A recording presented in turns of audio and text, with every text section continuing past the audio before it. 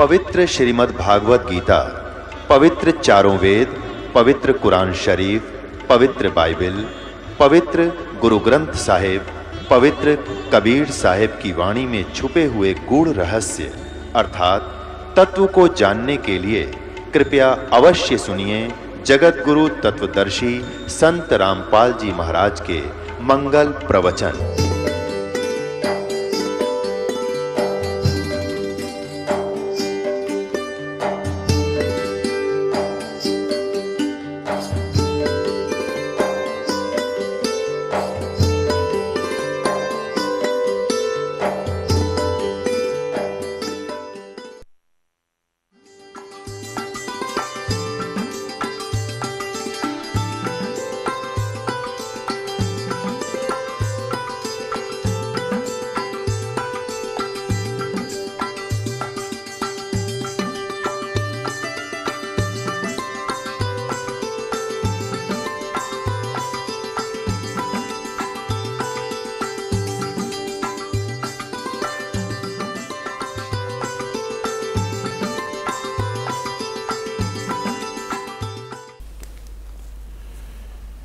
परमपिता परमात्मा पूर्ण ब्रह्म सर्वश्रेष्ठी रचनहार कबीर परमेश्वर जी की असीम कृपा से आप जी ये सत्संग सुनने के लिए उपस्थित हुए।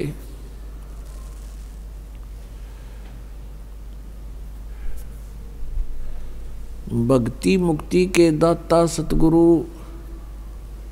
ये भटकत प्राण फिरंदा, उस साहेब के हुक्म बिना नहीं तरवर पात हिलंदा।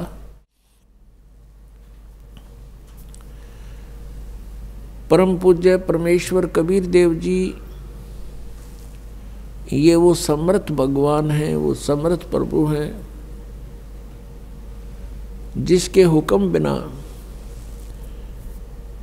एक पत्ता भी नहीं हिल सकता, उनकी रजा के बिना कोई भी प्राणी सत्संग में नहीं आ सकता। उनकी रजा कैसे हमारे ऊपर हो? परमात्मा आत्मा के साथी हैं, इस मन के नहीं। आत्मा परमात्मा का अंश है, ये परमात्मा के उत्पन्न की हुई है, उसके शरीर से निकली है। इस आत्मा का उससे विशेष लिंक है, विशेष संबंध है। जैसे माता को अपने पुत्र पुत्री कितने प्रिय होते हैं, ठीक इसी प्रकार उस परम पिता ने जिसमें सभी गुण विद्यमान हैं, तुमेव माता च पिता तुमेव बंधु च सखा तुमेव विद्या च द्रविणी तुमेव सर्व मम देव देव। ये वो परमात्मा है जिसमें माता पिता मित्र और भाई के सभी गुण विद्यमान हैं। ये हमारा सच्चा पिता है, ये हमारा जनक है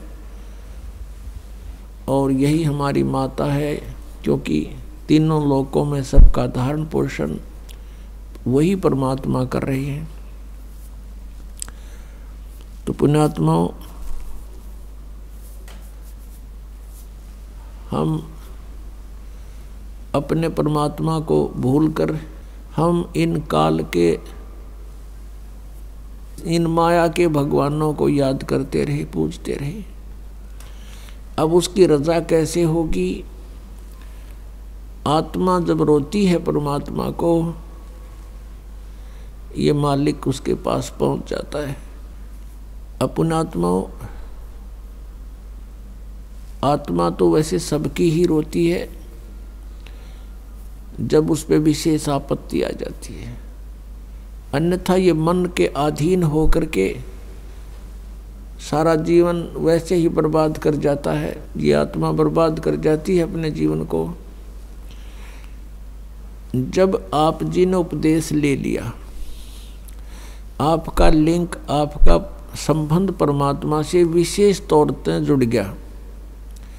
वैसे तो हम सभी भगवान की आत्माएं हैं, लेकिन जो उस मालिक से फिर से संबंध स्थापित कर लेती है, उसके ऊपर उसकी एक विशेष रजा बन जाती है। और फिर वो आत्मा सच्चे दिल से पुकारता है परमात्मा को, तो फिर उसकी रजा उस पर बनती है और वो सत्संग में आने की रुचि नहीं करता है, संसारिक कार्यों को विशेष महत्व देता है, तो परमात्मा फिर उस पर रजा नहीं बख्शते। और उनकी रजा ना होने से हम यहाँ नहीं आ सकते। अपने आत्माओं, हम अपने पेट के लिए, एक रोजी रोटी के लिए सुबह से लेकर शाम तक और नाइट सर्विस में भी ओवर टाइम भी करते हैं। और जैसे किसान है, इसका तो कोई समय फिक्स नहीं, रात और दिन लगे रहते हैं। तो किस लिए लगे रहते हैं कि केवल एक पेट भरे और एक मकान बन जा, बढ़िया कपड़े खरीद लें, ब्याह शादी हुआ उसमें खूब खर्चा कर दें। इनके लिए हम सारा जीवन लगे रहते हैं और वो भी हमसे सफल नहीं हो पाता। तब हम परमात्मा की ही खोज करते हैं। एक मजदूर मेहनत करता है या कोई व्यावसायिक व्यक्ति है, बिजनेसमैन है, वो अपने भरसक प्रयत्न करता है, अपने खूब सूझबूझ भी प्रयोग करता है, लेकिन फिर भी विफल हो जाता है। ऐसे ही किसान है, अपनी खूब मेहनत करता है, परिश्रम करता है, लेकिन फिर भी सफल नहीं होता, कोई न कोई नुकसान हानि होती ही रहती है। तो फिर भी वो परमात्मा से ही अर्ज करता है लास्ट में। तो हम क्यों ना पहले भगवान से जुड़ जावें और उनके द्वारा दिए गए मार्ग पर हम लग जावें। क्या बताते हैं परमात्मा? दुख में सुमरण सब करें, सुख में करे न कोई, जय सुख में सुमरण करे तो दुख काहे को होवे। सुख में सुमरण किया नहीं, दुख में करते याद, कहे कबीरता दास की ही कौन सुने फरियाद। पुणात्मा, जब तक हम सत्संग नहीं सुनते तब तक हमें ये ज्ञान नहीं होता कि हम इस मनुष्य जीवन प्राप्त करके क्या करें। सत्संग में आने से प्राणी को ज्ञान होता है। महापुरुषों के साथ बीती हुई कथाएं आपको सुनाई जाती हैं, फिर आप भी उन महापुरुषों का आचरण करते हो जिन्होंने परमात्मा पाया, और फिर अपना जीवन सफल हो जाता है। तो हमने इस परमात्मा के लिए, अपने आत्म कल्याण के लिए समय भी निकालना पड़ेगा और 2 पैसे दान भी खर्च करने पड़ेंगे। कहते हैं देते को हर देत है, जहाँ तहाँ से आन, और ना दिया फिर मांगते फिर यो, परमात्मा सुने नहीं कान। अब जिन्होंने पिछले जन्मों में विधिवत साधना करके कोई पुण्य किया हुआ है, आज उनको परमात्मा ने समय पर रोटी दी है, अच्छा व्यवसाय दिया है, या कोई अच्छी पोस्ट दे रखी है, या अन्य कोई साधन उसका बना ही रखा है। अब उसकी रोजी रोटी की समस्या हल हो रही है, क्योंकि उसने पहले जन्मों में दान किया हुआ है, धर्म किया है। और जिन्होंने कंजूसी की थी, आज उनको कुछ प्राप्त नहीं है। कोई मजदूरी कर रहा है, कोई भिखारी बन के मांगता फिर रहा है। तो यहाँ परमात्मा कहते हैं देते को हर देत है, जहाँ तहाँ से आन, और अण देवा मांगत फिरो। जिसने नहीं दिया फिर वो मांगते फिरियो, परमात्मा सुने नहीं कान। एक इंसान रिक्शा के अंदर बैठा है और एक इंसान उसको खींच रहा है, चला रहा है। ऐसा अंतर क्यों है? क्योंकि जो रिक्शा के अंदर बैठा उसने पिछले जन्मों में पुण्य किया है, और जो रिक्शा खींच रहा है उसने कभी पुण्य नहीं किया किसी जन्म में। तो पुण्यात्माओं, हमारा मूल उद्देश्य तो ये होना चाहिए कि हमारा जन्म और मृत्यु सदा के लिए नाश हो। फिर भी हमें सतर्क रहना चाहिए। इस काल के लोक का कोई भरोसा नहीं, इंसान कब मार खा जाए। और काल की अपनी पूरी कोशिश रहती है कि किसी न किसी प्रकार इस प्राणी को परमात्मा से दूर कर दूं, इसके नाम को खंडित करवा दूं। एक बार नाम खंडित करवा के फिर ये चुप हो जाता है, खामोश हो जाता है, और वो प्राणी जो यहाँ से दूर हो गया, उसका नाम खंडित हो गया, फिर उसको धीरे धीरे धीरे धीरे उसका मन यहाँ से हटता चला जाता है, फिर वो काल के जाल में फंस जाता है। तो कहने का भाव ये है कि हमारा उद्देश्य तो होना चाहिए कि मोक्ष हो। हे भगवान, फिर इस गंदे लोक में जन्म ना हो। ये आत्मा रोनी चाहिए आपकी, ये बातें कहन सुन की नहीं, ये कर पाड़न की है। इसके लिए तत्व ज्ञान आधार बना के चलना पड़ेगा अपने आत्मा। फिर भी काल का बहुत बड़ा प्रेशर है जीव पर। पिछले इतिहास देख लो, बड़े बड़े भगत भी मार खा गए, रह गए यहीं काल के जाल में। तो इसलिए आपको पुण्य भी करते रहना है, और इस पुण्य से हमें यहाँ से छूटने में भी बहुत सहयोग मिलेगा। ये एक धर्म यज्ञ है, एक यज्ञ है धर्म की, दूसरी यज्ञ है ध्यान, और तीसरी यज्ञ हवन की, और चौथी यज्ञ परिणाम, पांचवी यज्ञ है ज्ञान की, जो आपको तत्व ज्ञान सुनाया जाता है, सब अध्याय करते हो, ये ज्ञान यज्ञ है। तो परमात्मा पाने में भी ये अति सहयोगी है। ये धर्म एक यज्ञ है धर्म की, जैसे आप यहाँ दान करते हो तो उसमें से भंडारे होते हैं। यहाँ सदा व्रत चल रहा परमेश्वर कबीर देव जी की तरफ से। पुण्यात्माओं, आप जी जो दान करते हो ये गॉड गिवन है, नहीं तो जीव एक चवन्नी दान नहीं कर सकता। ये आपके ना जाने कितनी समस्याओं का समाधान करता है।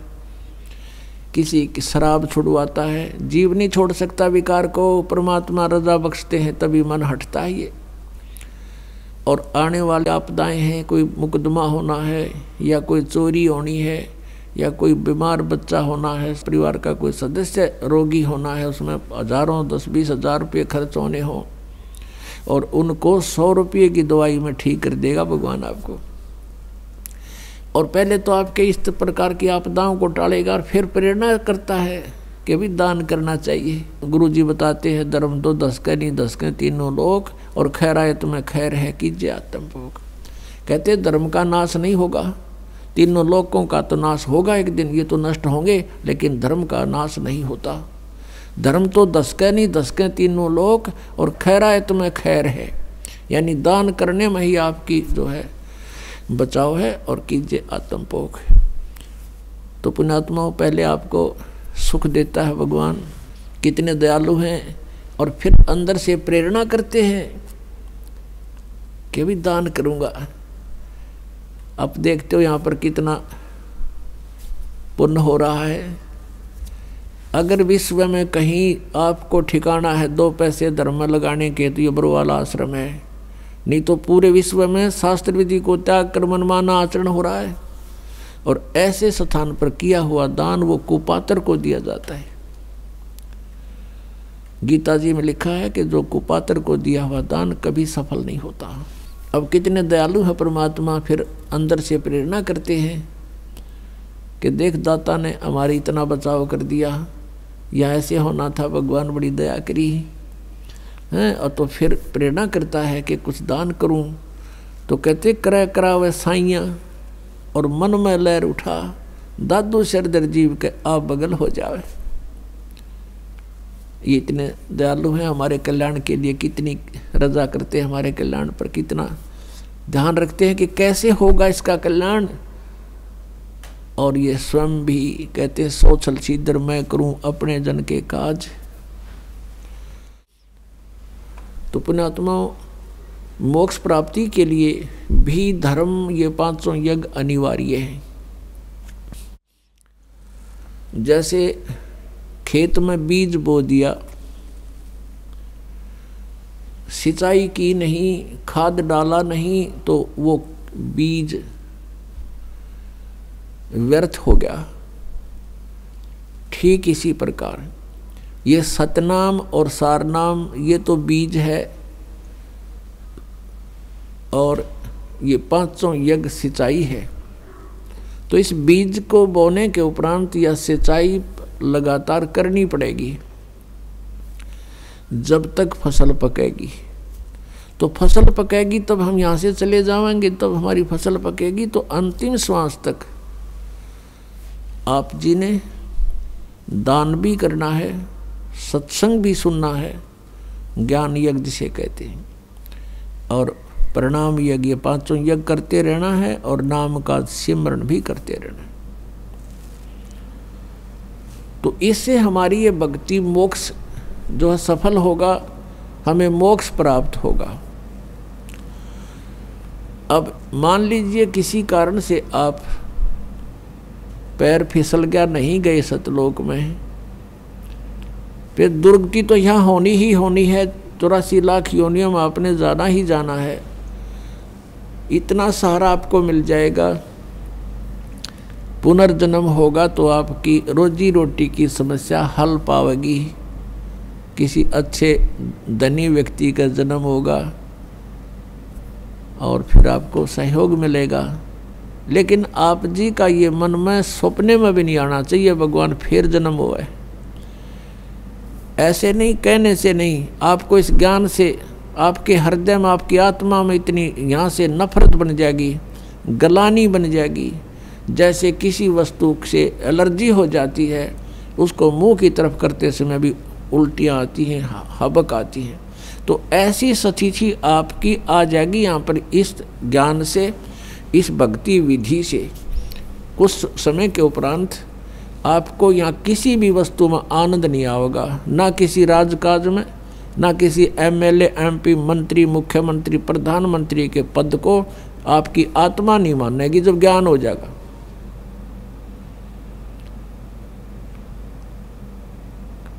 और ज्ञान इस सत्संग से होगा। परमात्मा कहते हैं 3 लोक का राज जीव को जय कोई दे, और लाख बधाई क्या करे जय नहीं नाम तेने। फिर क्या बताते हैं परमात्मा, अगम निगम को खोज ले, और बुद्धि विवेक विचार उदय अस्त का राज मिले, तो बिन नाम बेगार। अपना आत्मा बेगार किसे कहते हैं? अब तो नहीं रहा ऐसी व्यवस्था। पहले समय में हम छोटे छोटे थे तब ये 3 व्हीलर चला करते, पेट्रोल के थे ये बड़े बड़े 3 व्हीलर 3 पहियों वाले, जिसमें ऊपर नीचे चौगर्द 50 आदमी का सीट ले जाया करते। तो एक टेम्पू वाला आया नहीं एक दिन, जो उस रोड पर चलता था। उससे पूछा गया कि कल ना आए, क्या बात, खैर तो है? वो कहने लगा, कल मैं बेगार में फंस गया था। बेगार क्या थी? पुलिस वाले पकड़ ले जाया करते, उन्होंने कहीं रेड लगानी होती थी। तो वो बता रहा था कि मुझे शाम ने पुलिस वालों ने पकड़ लिया परसों, और सारी रात और सारा दिन कई जगह गए, तेल मैंने अपने पल्ले से डाला और सारा दिन पहिया टेक्या नहीं। सारी रात और सारा दिन वहाँ चलो, और अगले दिन अगली रात ने 12 बजे मेरा पीछा छूटा, और तेल भी अपने पैसे ते पल्ले तो लाया। तो इसको बेगार कहते हैं। केवल खर्च हो और दौड़ धूप पूरी हो, उसने बेगार कहे हो। बेगार में फंस गया था मैं, इनकम हुई नहीं, अपनी जेब से पैसे खर्चे और सारी रात और सारा दिन दौड़ धूप रही। तो जो भक्ति नहीं करते उसको चाहे उदय अस्त का यानी पूरी पृथ्वी का भी राज मिला हुआ तो बेगार कर रहा है। बेगार कैसे कर रहा है कि पिछले जन्म की पूंजी वो आज यूज कर रहा है, और भविष्य की इनकम उसकी है नहीं, क्योंकि उसके पास शास्त्र अनुकूल साधना नहीं, तो वो बेकार कर रहा है, अपने पल्ले तो पैसे खर्च कर रहा है और सारा दिन कार में कभी इधर चल कभी हेलीकॉप्टर में घूम ले, अब किसी चीज़ में घूम ले और फिर देखना कहाँ घूमेगा। अपने आत्मा हमने इन बातों को गहराई से सोचना पड़ेगा। तो पूरी पृथ्वी का राजा भक्ति नहीं करता तो कहते बिना नाम बेगार। तो फिर कहते हैं 3 लोक का भी राज जीव को जय कोई दे, और लाख बधाई के एक रजन नहीं नाम तेने। अपने आत्मा हमें ये ज्ञान सुनने को ना मिला, हमने तो सिंपल कथाएं सुनने को मिली और फिर ये बकवादें सुनने को मिली, फिर ये ऐसी आग लगा दी काल ने, ये फिल्में चालू कर दी। इन फिल्मों में मीडिया से ऐसा गंध ग्रहण कर लिया हमने, क्योंकि उसमें बड़ी बड़ी कोठियाँ दिखावें, उनने कौन से घर तक लाने पैसे, उन्हें पता भी कल ने टिकटा पूरे कर लोगे। उसमें इतनी बढ़िया शादी सूदी कर कर बैंड बाजे रूड़ते लाइन में बजाने वाले, और पता नहीं किस तरह सजा दजा के लाए। ये फंड सिखा दिए हमारे ताई सारी बकवाद, और हम सारा जीवन उधर डाइवर्ट कर दिया अपना। सारा जीवन पैसे कमावें इधर उधर अटपट करके, और फिर ब्याह में खर्च दें या कोठी बनाने में ला दें। कल न मृत्यु हो जाएगा, देव बन के खड़े हो जाते हैं। वह कोठी के काम आई। तो पुण्यात्माओं, मन हटाना पड़ेगा इस बकवादों से यदि भक्ति करना चाहते हो। और हमारा उद्देश्य आपको यहाँ केवल संसारिक सुविधाएं देना नहीं है। हमारा उद्देश्य, दास का उद्देश्य और परमात्मा का जो आदेश है, आपका यहाँ से पीछा छुटवाना है। आपको आवश्यक सुविधाएं अवश्य मिलेंगी, अन्य से अच्छी मिलेंगी, लेकिन जो आपको हानिकारक होंगी आपकी डिमांड पर भी नहीं मिलेंगी। आपकी आपदाएं नहीं रहेंगी, आपके जो जीवन में कोई संकट है वो नहीं रहेगा, आपकी अकाल मृत्यु नहीं होगी। ये गारंटीड बात समझ लेना। जब नियम में रहोगे तो जब लग हंसा हमरी आना, और काल लगे नहीं तेरा बाना। हमारी मर्यादा में रहोगे भगवान कहते हैं, फिर इस काल का अटैक तुम पर नहीं हो सकता। पग पग पर ये तक तक मारे काल अचानक बाणा, बाण माने तीर। कहता यू पग पग पर तक तक मारे, अचानक ठोक दे है। और जब हम परमात्मा की शरण में आ जाएंगे, इसके ये तीर हमारे ऊपर नहीं कामयाब होगा। ये तो हमने जो उद्देश्य है कि यहाँ से पीछा छुटवाना है। इंद्र दा राज काग दा बेस्टा, और ना बोगा इंद्राणी नू। हमारी आत्मा यहाँ इतनी हेट बन जाएगी कि इंद्र स्वर्ग का राज्य भी हमें कोई दे, हम थूके भी कोई नहीं उसकी तरफ, क्योंकि अपनी पूंजी बर्बाद करनी है। बिगाड़ करने वाली बात है, क्यों करें हम ये बिगाड़। अब मन हटेगा जब सच्चाई से हम परिचित होंगे, कहने से बात नहीं बनती। अपने आत्मा परमात्मा क्या याद दिलाते हैं, कोटि जन्म तन भर मत होगे, कुछ ना हाथ लगा रे। कुकर सुकर खरबया बोरे, कौआ हंस बुगारे। कि कोटि जन्म तूने यहाँ भटकते होगे, कुछ नहीं हाथ लगा रे। आए है परमात्मा कहते हैं, राम नाम कड़ुआ लगे, राम नाम कड़ुआ लगे, मीठे लगे दाम। दुविधा में दोनों गए, भाई माया मिली ना राम। पुणात्माओं, एक आधी घटना जो हृदय से हटती नहीं, और वो घटनाएं हमें इन बुराइयों से दूर कर ले जाती हैं, धक्का ले जाती है हमारे इस मन पापी को। हम फिर भगवान के निकटाने की चेष्टा करते हैं, कोशिश करते हैं, रोते हैं उसके लिए।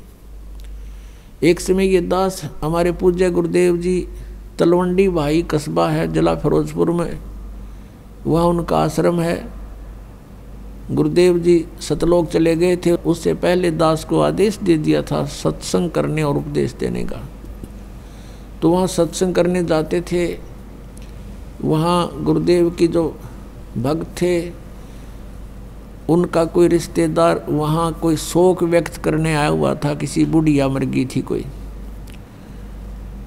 वो शुक्र को आया था, शनिवार को वो जाने लगा। तो भक्तों ने कहा कि आप सत्संग सुन के जाना, हरियाणा से आएंगे महाराज, आज शनिवार है, आप रुको, कल एतवार है, सत्संग होगा, 10-11 बजे तक सत्संग होता है, आप सत्संग सुन के जाना। बोला नहीं, सत्संग हम सुनते रहते हैं, मुझे बहुत आवश्यक कार्य है, जाना है। तो उन्होंने कहा सत्संग आपने बहुत सुने होंगे पर ऐसा सत्संग नहीं सुना होगा।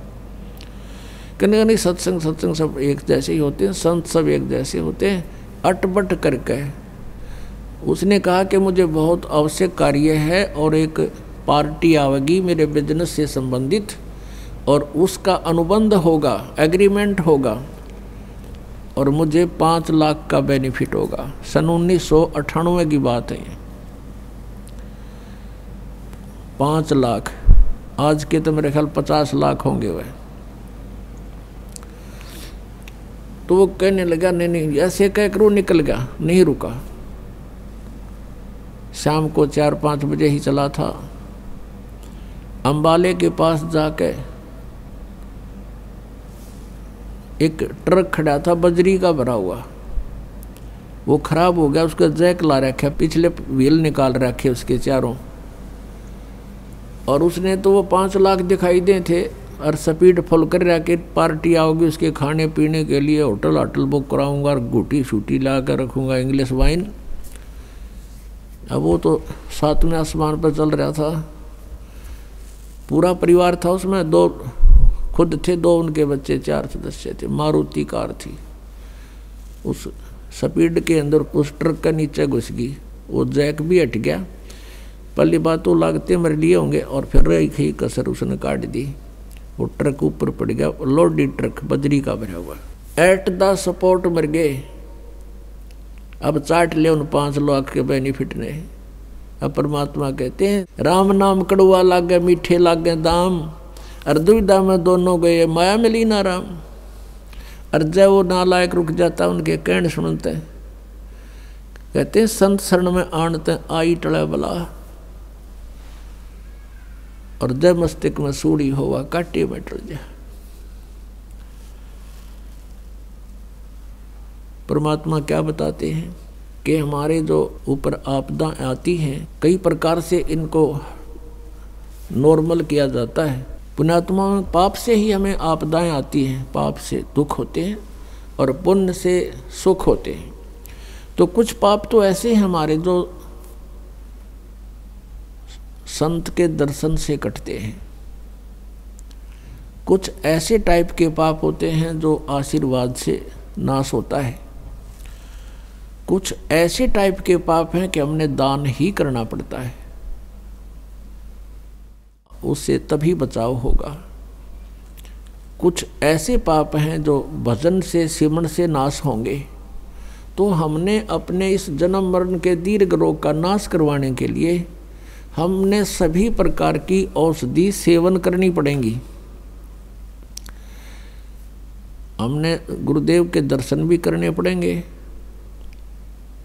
और आशीर्वाद प्राप्त करना पड़ेगा, और साथ में जो 500 यज्ञ बता रखे ये भी करनी चाहिए। तो ये जो आपको विधि बताई जाती है कि कुपात्र को दिया हुआ दान व्यर्थ है, सुपात्र को दिया हुआ दान आपका फलता है। अब जैसे हम पहले साधना किया करते थे, पहले भी करते थे हम पूजाएं, क्योंकि भक्त आत्मा जो अच्छी आत्माएं हैं वो भक्ति बिना रह नहीं सकती, और उसके लिए काल ने बहुत लंबे चौड़े जाल फैला रखे हैं कि एक सत साधना ना करके परम संत के पास ना जाके नकली गुरुओं के पास ये कितने बैठे रहो, कहीं धक्के खाते रहो, भटकते रहो, अंत में इन्होंने पशु बनना ही बनना है, यहाँ से जा ही नहीं सकते। तो तब हम साधना करते थे तो हमारे पूर्व जन्म के संचित जो संस्कार थे, प्रारब्ध में जोड़े गए थे, उस प्रारब्धवश पुनः से हमें लाभ हो रहा था। जैसे कक्षा में पास हुए, फिर विवाह हुआ, रोजगार मिल गया, संतान हुई, तो हम ये सोचा करते थे हमारे को इन भगवानों ने मौज कर दी। कौन से भगवानों ने? बाबा श्याम जी ने, हनुमान जी ने, श्री कृष्ण और शंकर भगवान और विष्णु जी ने। हम ये सोचा करते थे इन भगवानों की हम पूजा कर रहे, इन ने ठाठ कर दिए या मौज मचा दी। अब पता चला कि ये भगवान तो ये कुछ भी ना कर सकते, ये तो जो आपका जिसा कर्म से वैसा ही दे सकते हैं। हम जाते थे बाबा श्याम जी पे, सालासर हनुमान जी की पूजा में, तो कोई सुख होता था तो 100 गुण गा करते, वहाँ और बैठे होते, आज मुझे ये लाभ हो गया है, सालासर आनते मैंने ये फायदा हो गया, और वहाँ 10 और मिल जाते बताने वाले कि हमें भी ये लाभ हो गया, हमें भी ये लाभ हो गया। तो हम वहाँ उस पत्थर पर कति फेट होते चले गए, सही यहाँ कोई न कोई लाभ सबको हो रहा है, और वो हो रहा था पिछले पूर्व जन्म से। तो इस प्रकार हम भ्रमित कर रखे थे काल भगवान ने बिना ज्ञान के। अब ज्ञान हो गया, पता चला वह मूर्ति के लाभ करेगी, बता कुछ नहीं कर सकती, वह बोल सकती ना, कोई बता सकती ना। आप पर बांटे जाओ खड़ा खड़ा वहाँ पर, वो तेनों भी ना कह सकती भाई तू नू कर ले, कुछ साधन तो बता दे, वो भी नहीं बता सकती वह। और भगवान कृष्ण विष्णु हमें मिले नहीं, और अगर उनका कोई रिप्रेजेंटेटिव मिल जाता तो वो लाभ के दिवा सके हमने। जन्म मृत्यु उसकी मिटे ना, ब्रह्मा विष्णु महेश की मिटी नहीं। और कर्मदंड भगवान विष्णु और शंकर ने भी भोगना पड़ा, अपने किए कर्म का भोग। तो हमारे प्रारब्ध के कर्मों के यानी आने वाले आपदाओं को वो नाश नहीं कर सकते, बचाव नहीं कर सकते। तो अब तत्व ज्ञान की रोशनी से हमें पता चला। तो कुछ पाप ऐसे होते हैं, कुछ आपदाएं ऐसी होती हैं जो धर्म से भी टलती हैं। ये परमात्मा पूर्ण ब्रह्म कबीर भगवान जी हमारे साथ साथ रहते हैं। कबीर परमात्मा कहते हैं कि जो जन मेरी शरण है ताका हूँ मैं दास, और गेल गेल ला गया फिरूं जब तक धरती आकाश। पुण्यात्मा, जो पुण्यात्मा अब भक्ति कर रहे हैं, क्योंकि अब ये प्राइम टाइम है भक्ति का, ये पिछली पीढ़ी है कलयुग में, और अब जो इस शरण में आ जाएंगे वो पार हो जाएंगे, और जो पार नहीं हुए तो वो यहीं रह जाएंगे। यहाँ रह जाएंगे तो अन्य जो साधना आप करते कराते थे उनसे तो यो असंख्य गुना बढ़िया साधना है। यदि आपने यहीं भी रहना है तो भी ये भक्ति आपको घना लाभ देगी। और यहाँ तो महामूर्ख रहेगा जिसको ज्ञान नहीं होगा बिल्कुल भी, और जानबूझ साची तजय करे झूठ ते ने, ताकि संगत है प्रभु सौपन में भी ना दे। अब जिस प्राणी को इतना ज्ञान हो गया फिर वो यहाँ रह जाएगा, फिर महामूर्ख ही रहेगा। यहाँ रहेगा किस तरीके से? अंत समय में इच्छाएं घटानी चाहिए हमने बुढ़ापे में, और हम बढ़ाते चले जाते हैं। हमने चलने की तैयारी करनी चाहिए, किसी भी आस्था नहीं रखनी चाहिए पोता और पोती में, द्योते और द्योतिया में। ये इनका अपना काम पूरा हो गया, वो उनका रोल शुरू हो गया बच्चों का, वो अपने बच्चों पाले पोसे, उनके संस्कार फलेंगे। और यदि भगवान से उनको जोड़ दिया गया तो भाग्य में ना होगा तो भी मालिक देगा उनको, रक्षा करेगा उनकी। तो फिर हम ठेकेदार किस लिए बने? तो बुढ़ापे में हमारी दूनी दुर्गति करे यु काल, ना तो कोई हम करने योग्य रहते, इच्छाएं इतनी हो जाती हैं, न्यू हो जा भगवान, फलाने का न्यू हो जा, पोते का न्यू हो जा, पोती का वहाँ ब्याह हो जा। तो ये समस्याएं हमने घटानी पड़ेंगी अपनी, और ये ज्ञान से घटेंगी, वैसे कहने सुन से नहीं बनती बात। तो क्या बनती है बुढ़ापे में? आया बुढ़ापा बैरी, पड़े परिवार में ममता गहरी। आवे बुढ़ापा बैरी, पड़े परिवार में ममता गहरी। पोता ब्यालो या मन में रहरी, एली करवा जो खड़ी रहेली करवा जो खड़ी, जो के ठेका ठा लिया। और कोई पूछा नहीं बुढ़ा ने।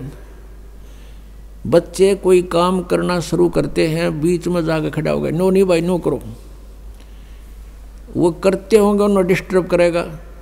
अब जो वृद्ध आदमी आज 70-80 साल का हो गया, उस समय जब वो युवा था, जो भी क्रियाएं करता था, उसमें वर्तमान के हर टेक्निक में अंतर हो लिया, तो उस वाली सलाह काम ना दे। और फिर जब वृद्ध हो जाएगा, यो ज्ञान समझ में आ जाएगा, फिर तो परमात्मा कहते हैं लोभी मन नाम सुमर ले रे, तू जीवित मर ले रे, फिर जीवित मर जाएगा। जितनी जैसी आपकी सोच समझ है, बच्चों को एक बार प्रार्थना करें और वो कहें कि नहीं पिताजी ऐसा करेंगे, अच्छा बेटा ले देख लो, ऐसा कर लो, फिर अपनी माला लेकर मुंह फेर ले, बातें नहीं करे दोबारा, क्योंकि वो बालक नहीं है और परमात्मा उनके साथ है। जहाँ जो भगवान साथ देगा माँ बाप नहीं दे सकते। माँ बाप अपने बच्चों को खाना खिला के, अच्छी तरह नवा धोआ के, कपड़े सुथरे बढ़िया पहना के स्कूल भेज देते हैं, और रास्ते में दुर्घटना हो जाती है तो वहाँ माँ बाप का रोल नहीं है, वहाँ किसका रोल है? भगवान का। जब वहाँ रोल भगवान का है इसी टिपिकल स्टेज पे, तो वहाँ क्या भगवान आँख मीच के बैठेगा आपके बच्चों के साथ? तो पुण्यात्माओं, आत्मज्ञान बिना नर भटके, तो बिना ज्ञान के हम भटक रहे हैं। जब ज्ञान होगा हम बहुत हल्के हो जाएगा बोझ। जैसे सीता जी का ब्याह कर दिया था राजा जनक ने, और विवाह होते ही कुछ दिन के बाद वनवास हो गया। वनवास के बाद फिर उसका अपहरण हो गया, रावण की कैद में रही 12 वर्ष। अब क्या राजा जनक इतना समर्थ नहीं था कि अपने दामाद और पुत्री को वहाँ अपने वन में बैठा लेता, जंगल में, अपने उसमें राज्य में, और वनवास का वनवास, और वहाँ सारी सुविधा देता उसको, वहाँ भिजवा देता सारा सामान खान पीने का। लेकिन नहीं, वो विद्वान पुरुष थे, उनको पता था कि हमारा फर्ज इतना ही था, इनकी विवाह कर दिया और इनका इब भाग फलेगा। हमारा बीच में डिस्टर्बेंस कति काम नहीं करे, हम मूर्खता करेंगे इनके बीच में बढ़ के, और हम बीच में पहले बढ़े, बच्चे का ब्याह कर दिया। वैसे तो सारी बात बिगड़ रही है, क्यों ना तो जहाँ हम लड़की का ब्याह करते हैं उनमें जो है भगवान का भय रहा नहीं, और ऐसा ही सतिथि अपनी है। लड़की का विवाह करते हैं, लड़की जाते ही तीसरे दिन फ़ोन कर दिया कि मेरी सासू ने आज मेरे तय दूध ना दिया, तो लड़की की माँ कह गिला मन ने दिए फ़ोन, और देव तेरी सास ने 2 सुना होगी गाल, बस करूँ उसने 4 गाल देगी अपनी समधन ने, फिर आजा आजा और छूटा छाटी मुकदमे शुरू हो गए। बता कोई बात है? छोटी छोटी बातों पर हमने पतंगड़ बना के इतना कहर मचा लिया घरों में। बच्चे को समझाओ बेटा, अब घर ये नहीं रहा तेरा घर वो हो गया है, और अपने प्यार से रह, अपने माता पिता की तरह व्यवहार कर, अपने घर में जगह बना, प्यार से रह। तो हम पहले बच्चे नौका के में होता मैंने बताइए, तने कोई कुछ कह देता है तो बालक तो फिर बालक का हुआ, थोड़ा सा कंधे जब फ़ोन कर दे, होगी अशांति शुरू। बिना ज्ञान के हमने ये सारे काम बिगाड़ लिए, अच्छी शिक्षाएं खत्म होगी। कारण क्या रहा कि पहले बच्चे बुजुर्ग बैठा करते, बच्चों को विशेषकर आसपास बैठे होते, जब अच्छी शिक्षा देने की चेष्टा किया करते थे। अब सभी इतने बिजी हो गए माया जोड़ने में। एक भक्त कह रहा था ना, बोला 10 दिन हो गए मेरे बच्चा ने नो नहीं पता मेरा पापा किस टाइम आओ है, किस टाइम जाओ है। डेली पैसेंजर, पिताजी आओ इतने बालक सो ले, और उन तो उठने से पहले, जागने से पहले वो वापस तैयार होकर जा ले। अब बच्चों ने शिक्षा किस टाइम दे सकते हैं हम? तो बच्चों ने जैसी भी जहाँ से समाज से और अच्छी बुरी संगत से जो ग्रहण किया उस तरह हम चल पड़े। तो हमें अब सत्संग में आना अनिवार्य हो गया। घर पे भी सत्संग लावे, बच्चा न बिठावे, और बच्चे का जो बचपन में घर कर जाएगी वस्तु आजीवन साथ रहती है, उसको भूल नहीं पड़ती। अच्छी या बुरी कोई सी भी वस्तु ग्रहण कर ले बालक आजीवन उस पर आरूढ़ हो जाते हैं। तो हमने बचपन से ही शिक्षाएं गलत दे दी, और जिस कारण से हमने समस्याएं घनी बढ़ा ली, तो सत्संग से घटेंगी। तो कहने का भाव ये है कि हम परमात्मा के चरणों में आने से हमारी सारी समस्याओं का समाधान होगा, परमात्मा पर विश्वास बढ़ेगा। अब प्रसंग चल रहा है कि हम जैसे कोई आपदा आप पर आई और नाम ले नहीं रखा, तो वो आपदा आपकी देह तोड़ जाएगी, उसमें बचाव नहीं होगा। बचाव करने के लिए हमने कुछ करना पड़ता है, और वो परमात्मा जिसकी शरण में आप कभी रहे हो और पार हुए नहीं, और फिर आप दोबारा भटक रहे हो, तो फिर उस मालिक को पता होता है। कहता है जो जन मेरी शरण है ताका हूँ मैं दास, और गैल गैल लाग्या फिरूं जब लग धरती आकाश। अब जैसे हम कबीर परमात्मा की शरण में नहीं थे, हम अपनी तरफ से तो नहीं थे शरण में, लेकिन हम पहले से इनके संबंधी थे। कई बार ऐसी जबरदस्त दुर्घटनाओं से बाल बाल हमें बचाया है। एक बार नहीं कई बार ऐसी घटनाएं कई प्रकार की, तो हम ये सोचा करते ये ब्रह्मा विष्णु जी और शिव जी ये श्याम जी ने रक्षा कर दी। कहते नहीं, हम इनकी भक्ति करते थे इसलिए इन्होंने हमारी रक्षा की नहीं।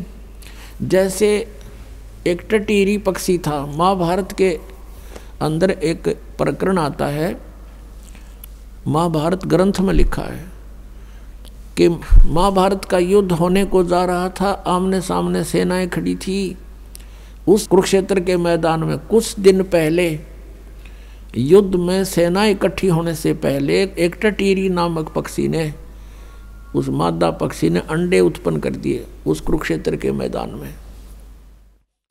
और जब देखा चारों तरफ से सेना इकट्ठी होगी, तब उसने जान लिया कि तेरे बच्चे मरेंगे, तेरे अंडों का नाश होगा। उसने भगवान से प्रार्थना की। अब टटीरी ना तो राम की पूजा करे थी, ना वह श्री कृष्ण की, ना गॉड की, ना अल्लाह की। अब उसका कोई इष्ट देव नहीं था, लेकिन आत्मा की पुकार करी उसने। आत्मा का साथी कौन है? एक परम अक्षर ब्रह्म है, क्योंकि हम उससे उत्पन्न हैं, और वो मदद उसी की करता है जिसके पिछले जन्म का कोई संस्कार होता है। न तो टटीरी छोड़ यहाँ आदमी डडा डडा के मर जाते हैं, उनकी नहीं सुनता वो। और वो उन्हीं की पूजाओं जो पहले हम सोचा करते ये मदद कर रहे हैं, फिर ना करी उन्हें जब दे ही तोड़ दी काल ने। तो कहने का भाव ये है कि टटीरी के अंडों की रक्षा परमात्मा ने की, कारण कुछ भी बनाया। कहते हैं इंद्र के हाथी का एक घंटा टूट गया, हाथी का बांधा करती है टाली सी लंबे, लेकिन उसके बहुत बड़ा घंटाला था, वो आकर ऊपर गिर गया अंडों पे। महाभारत का युद्ध हो गया, अग्निबाण चले, आसपास की जमीन भी फूंक दी, पहाड़ भी टूट गए, लेकिन अंडा का आंत नहीं आन दी। अब वो टटीरी किसकी पूजा करती थी? क्या वह राम की पूजा कर रही थी उसमें, या कृष्ण की कर रही थी, या विष्णु की कर रही थी, या कोई श्याम जी पूजा थी? और उसकी रक्षा की वो किसने की? उस पूर्व संस्कार से। जैसे गीता जी अध्याय नंबर 15 के श्लोक नंबर 16 और 17 में 3 भगवान बताए, एक सरपुरुष, एक अक्षर पुरुष। सरपुरुष और अक्षर पुरुष ये कोई भी आपके प्रारब्ध में परिवर्तन नहीं कर सकते, ये स्वयं भी नाशवान है, इनके अंतर्गत जितने प्राणी हैं वो भी नाशवान है। 17वें श्लोक में कहा कि उत्तम पुरुष है तू अन्य परमात्मा इति उदाहरत है, ये लोग तरम आविश से विवर्ती अवैश्वर है। वो वास्तव में पुरुषोत्तम, उत्तम पुरुष, पुरुषोत्तम श्रेष्ठ भगवान तो कोई और है जिसे परमात्मा कहते हैं। और वही तीनों लोकों में प्रवेश करके सबका धारण पोषण करता है। किसी भी प्राणी का जैसा भी लेन देन है वही करता है, वही उसने व्यवस्था करवा रखी है। और विशेष परिस्थितियों में वो अपनी प्यारी आत्मा के लिए स्वयं भी कहता, सो छल सीधर मैं करूं अपने जन के काज। अपने आत्माओं ये इतने दयालु हैं हमारे साथ, फिर भी भटकते रहते हैं, हम तो यहीं रह जाते हैं मूर्खता से। और जो हम यहाँ रह गए तो हमारे लिए देख अब फिर भटक रहे हैं। परमात्मा 600 वर्ष पहले आए कबीर परमात्मा, जगह जगह जा करके अपने आप अपनी सत्संग शुरू कर देते थे। पुण्यात्मा उनके विचार सुनने बैठ जाते थे, उनको फिर चार्ज करके परमात्मा सहस्रीर आए थे, सहस्रीर चले गए। उसके अतिरिक्त भी वो जब चाहें जब प्रकट हो जाते हैं। अब एक समय राजा द्रौपद की लड़की द्रौपदी प्रतिदिन गंगा के ऊपर स्नानार्थ जाया करती थी। उसके पिता ने अपनी बेटी के लिए और अपनी रानियों के लिए घाट बना रखे थे, नहाने के लिए गंगा पर पक्के घाट बनवा रखे थे। तो प्रतिदिन द्रौपदी वहाँ स्नान के लिए जाया करती थी। सैकड़ों सहेली उसकी साथ जाती थी, नौकरानियाँ जाती थी। अब परमात्मा को हमारे भविष्य का भी पता है कि इस आत्मा पर आगे के बिजली गिरेगी, उसकी भी व्यवस्था वो पहले ही करवाता है। अब क्या किया परमात्मा ने, सौ छल सीधर मैं करूं, तो वहाँ एक दिन एक अंधे महात्मा का रूप बना के परमात्मा वहाँ चले गए जहाँ द्रौपदी स्नान करने जाया करती थी। अब द्रौपदी अपनी सहेलियों के साथ वहाँ पहुँची। महात्मा अंधे थे, नहा रहे थे, उनके पास कोई अन्य वस्त्र नहीं था, ओनली एक लंगोट था जो उसने बांध रखा था, और कोई वस्त्र नहीं था, गर्मियों के दिन थे।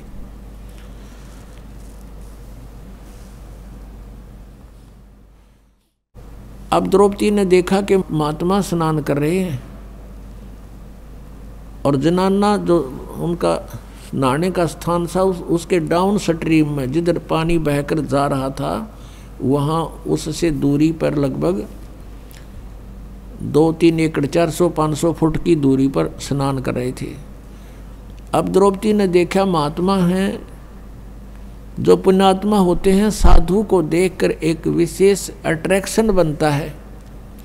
और परमात्मा कबीर देव जी भी कहते हैं, कबीरा दर्शन साध के परमात्मा आवे याद, और लेखे में वाहे घड़ी बाकी का समय बर्बाद। साधु दर्शन राम का मुख पर बसे सुहाग, और दर्शोनी को होत हैं जिनके पूर्ण भाग। तो द्रौपदी की आत्मा क्योंकि पहले जन्म जन्मांतर से भगवान की भक्ति करती आ रही थी और परमात्मा के साथ नहीं जा चुकी वो आत्मा फिर वहाँ अपने कर्म न भोग रही थी। एकदम कसक हुई कि महात्मा से कुछ बात करेंगे, परमात्मा की चर्चा करेंगे। फिर उसने सोचा कि साधु स्नान कर रहे हैं, तू भी स्नान कर ले, फिर आराम से बैठकर बात करेंगे, कुछ चर्चा करेंगे भगवान की। द्रौपदी ने स्नान कर लिया, आध पौन घंटा लग गया और वस्त्र पहन के साड़ी बांध के वो बाहर आई। क्या देखा कि महात्मा की तरफ देखा कि चले तो नहीं गए। सामने क्या देख रही है कि महात्मा तो गहरे जल में चले गए। पहले तो ऊपर थे घुटनों से पानी में, फिर एकदम नीचे इतने पानी में, छाती पानी में पहुंच गए और ऐसे हाथ मार रहे हैं, कोई वस्तु ढूंढ रहे हैं। द्रौपदी ने ध्यान से देखा कि महात्मा के पास कोई वस्त्र नहीं है, बाहर भी वस्त्र नहीं है किनारे पर, और एक ही लंगोट बांध रखा था। वो पुराना होने से उसका धागा टूट गया और वो बह गया पानी में। शर्म के मारे वो महात्मा और छाती से ऊपर तक जल में प्रवेश कर गया कि इधर बहन बेटियां स्नान कर रही हैं। आवाज़ से उसने महसूस किया अब उन्होंने आइडिया लगाया द्रौपदी ने कि ये महात्मा अंधा है, इसको दिख नहीं रहा, इसी कारण से इधर गलत स्थान पर आ गया, नहीं तो इधर कोई पुरुष नहीं आता। ये अनजानपने में आ गया। यदि वहाँ कोई आसपास पुरुष आ जाता तो उसको सजा देते थे। उसको महसूस हुआ कि ये महात्मा आंखों वाला नहीं है, नहीं तो इधर नहीं आता। फिर द्रौपदी ने देखा कि इसके पास वो कोई वस्त्र नहीं है और ये महात्मा शर्म के मारे जल में प्रवेश कर गया है, ये बाहर नहीं आएगा और बेचारा सारा दिन इसमें खड़ा रहेगा, रात्रि के समय हुई ये बाहर आएगा और फिर इसको वस्त्र कहाँ मिलेगा। तो लड़की ने उसी समय अपनी साड़ी में जो राजा की लड़की कितनी कॉस्टली साड़ी पहनती होगी, विचार कर लीजिए पुण्यात्मा। और इसको कहते हैं कि लूट सको तो लूटियो, राम नाम की लूट, पीछे फिर पछताओगे, प्राण जहांगे छूट। अब इसको लूट कहते हैं। भगवान को कैसे लूटना है। अब द्रौपदी ने अपनी साड़ी पाड़ के और जल में बहा दी कि महात्मा का हाथ लग जाएगी और ये इसको कौपीन बना के बाहर निकल जाएगा। वो हाथ नहीं लगी, उसको दिखाई दे नहीं था, वो दूर से खिसक गई। लड़की ने दूसरी साड़ी पाड़ी और फिर बहा दी, वो भी उसके लीर हाथ नहीं लगी। लीर माने एक टुकड़ा। दूसरी फिर पाड़ा वो एक लीर सी और वो बहा दी, वो भी हाथ नहीं लगी। 7-8 कौपीन कम से कम 8-9 इंच की पाड़े थी और ये 2 गेट देख लो कितने हो गए, लगभग 1.5 फुट हो जाता। 7-8 में तो आधे से ज़्यादा साड़ी गई। फिर उसने सोचा कि महात्मा है, पिता के समान है और ऐसे कोई यूज नहीं, मैं दूर से शर्म के मारी मैं भी दूर से डाल रही हूँ। तो लड़की ने एक लकड़ी देखी लंबी, उस लकड़ी के एक और लीर पाड़ के अपने साड़ी की एक टुकड़ा और उस लकड़ी का लपेट लिया और नू लटका लिया आधे से ज़्यादा और धीरे धीरे जा कर के उस महात्मा जैसे हाथ मार रहा था ऐसे खोज रहा था, उसके आसपास कर दी और वो कपड़ा जो ही उसके हाथ लगा उसने तुरंत पकड़ दिया मजबूती से। वाह भगवान, बड़ी सुनी मेरी। तब उसने देखा नू और जैसे अंधे करा कर ऐसे लीला की, अरे ये तो भाई किसी बहन बेटी का कपड़ा है, ये तो साड़ी का कपड़ा है।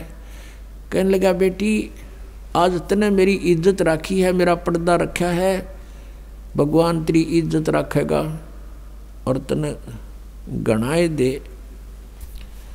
अब कहते हैं 7 वचन पलटे नीचे पलट जा ब्रह्मांड, और वो तो भगवान आ रहे थे 7 रूप में। अब पुण्यात्माओं, देते को हर देत है जहाँ तहाँ से आन, ना दिया फिर मांगते फिर यो, परमात्मा सुने नहीं कान। अब आपके भाग में नहीं, सर प्रारब्ध में नहीं है कोई वस्तु, अब आपसे वो द्रौपदी अवाली रिहर्सल कराई जा रही है, ये आपसे दान करवाया जा रहा है, आपको प्रेरित किया जा रहा है और आने वाली कुछ आपदाएं आपकी ऐसे ही टलेंगी। अब उसका अर्जुन से विवाह हो गया द्रौपदी का, फिर कुछ ऐसे सर्कमस्टांस हो गए कि उनका चचेरा भाई था अर्जुन और का दुर्योधन, और उस समय राजा युधिष्ठिर राज्य करता था और दुर्योधन और के पास राज्य नहीं था। राजा युधिष्ठिर ने यानी अर्जुन के बड़े भाई ने एक बहुत बड़ा महल बनाया था, उन सभी ने मिलकर अर्जुन ने शीशा उसमें लगा दिया। इतना बढ़िया महल बनाया कि सामने वाले को ये नहीं पता लगे या डोर है या खाली है या कोई शीशा लगा है। और दुर्योधन उनके ताऊ के लड़के थे युधिष्ठिर अर्जुन के। दुर्योधन एक दिन उस महल में चला गया और द्रौपदी वहाँ सामने खड़ी थी। जैसे वो आगे को चला उसने शीशा दिखा को नहीं, वो इस तरह का बना था कि जैसे शीशा है नहीं, तो उसकी टक्कर लग गई, टक्कर लग के एकदम पड़ गया। द्रौपदी हंसी और टोंट कस दिया कि अंधों की अंधी ही संतान होती है। अब धृतराष्ट्र अंधे थे, दुर्योधन के पिता, तो इस बात की वो काली गणी मान गया, घना दुख मान गया कि इसने बहुत बूढ़ी बात कह दी। और जबकि वो तो देवर भाभी थे, छोटी मोटी हंसी मजाक आम कर लिया करते थे। परमात्मा कबीर जी कहते हैं, सोना संत और सजन टूट जुड़े 100 बार, और दुर्जन और पाका कलश एक धक दरार। सोने को तोड़ दिया, आभूषण कुछ बना रखा है, उसने उसको तोड़ दिया और फिर जोड़ दे, उसमें कहीं पर भी निशान अलग दिखाई नहीं देता, वैसा ही हो जाता है। और संत भक्त आपस में कवासनी हो जाए तो वो अंदर द्वेष नहीं रखते, किसी ने मार दूंगा, इसकी टांग तोड़ दूंगा, रिब कान दे, नहीं, कवासनी होगी। फिर उसे याद भी ना करें, इसने मेरे तो गाली दी थी, आवे को ना याद, उनका स्वभाव ऐसा होता है। और ऐसे ही सज्जन पुरुष, अच्छी आत्माएं भी ऐसी ही होती हैं। और कहते हैं दुर्जन दुष्ट इंसान, और जैसे पक्का कलश, जैसे कुंभ होता है घड़ा, एक का धक्के में दरार आ गई तो दोबारा नहीं मिल रहा, वह चाहे 100 जतन कर ले वह न्यारी दिखेगी। तो इस टाइप का था दुर्योधन। उसने तो उस दिन ठान ली कि इसका प्रतिशोध लूंगा। अब फिर क्या किया उन्होंने, जुआ खेला। जुए में इस युधिष्ठिर ने सब राज्य भी दांव पर लगा दिया। अंत में क्या कहा उन्होंने दुर्योधन और ने कि द्रौपदी ने और लगा दे, और जुआ खेल लनिया इतना बेईमान हो सब पता नहीं क्या कर दे। उसने सोचा द्रौपदी ने और लगा दूं, हो सकता मेरा राज्य वापस आ जा, और द्रौपदी भी हार गया। तो पुण्यात्माओं, पहले समय में जो घटनाएं घटी और जिनसे इतना कष्ट बना, तो हमने उन पर इब ध्यान रखना है कि हमने ये जुआ आदि नहीं खेलना, ये सबसे बड़ा शत्रु है, और जो भाग में वही मिला है जीव को। तो इस करके हमने ये सब हानिकारक वस्तुओं का परित्याग करना होगा। तो उधर से क्या हुआ कि द्रौपदी को भी जीत लिया उन्होंने।